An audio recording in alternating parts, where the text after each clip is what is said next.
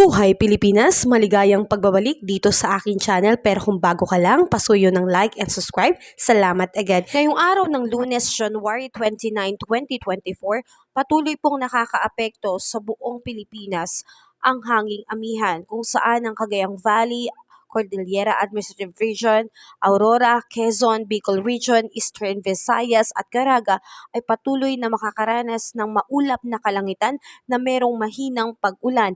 Ito nga po ay dulot ng hanging amihan, wala naman pong significant impact. Samantalang dito po sa Metro Manila at ilang natitirang bahagi ng ating bansa, patuloy na makakaranas ng bahagyang maulap hanggang sa maulap na papawirin na merong manakanakang pag-ulan. Ito po ay dulot nga po ng northeast monsoon. Kaya kung nais lumabas ng bahay at papasok ng trabaho at ng paaralan, ugaliin pong magdala ng payong.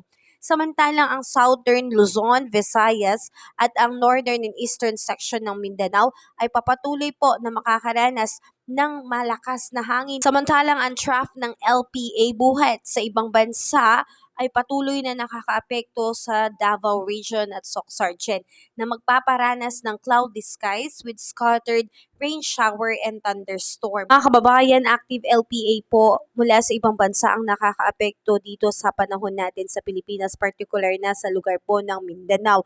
Kaya ugaliin po natin mga kababayan na maging updated sa panahon dahil hindi po natin namamalayan kung tutuloy nga po itong LPA na to sa pagpasok sa teritoryo ng ating bansa. Samantala, may nakataas po na gale warning sa maraming baybayin dito sa atin sa bansa. Umpisahan natin sa bahaging Luzon. Kasama po dyan ang northern and eastern coast of Camarines Sur, Catanduanes, the eastern coast of Albay, the northern and eastern coast of Sorsogon, Oriental Mindoro, Occidental Mindoro, kasama ang Palawan, Kalayaan, and Cagayan Silio Island.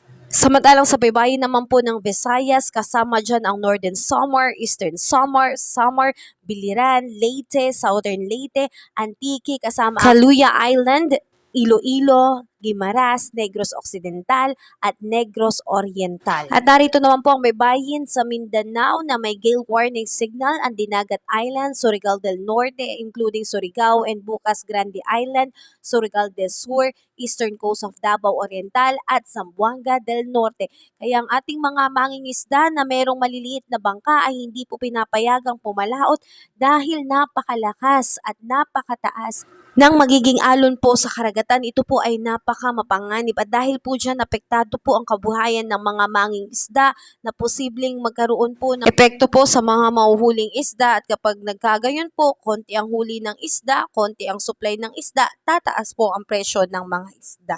Sa ngayon mga kababayan, hindi po bagyo buhat mismo sa ating bansa ang nakakaapekto sa panahon natin, kundi ang mga LPA po sa labas ng ating bansa. Ito po ay mga active LPA at iba po dyan ay mga super typhoon na talaga naman kahit malayo sila, ang trap nito ay ang extension ng hangin nito ay patuloy pong nakakaapekto sa panahon natin sa Pilipinas. Kaya ugaliin po natin maging updated sa ulat panahon natin dahil hindi po natin naasahan. Baka magkaroon po ng pagbabago sa direksyon ng mga LPA na to na nasa ibang bansa. Muli, maraming salamat at ingat po tayo ngayong araw ng Lunes.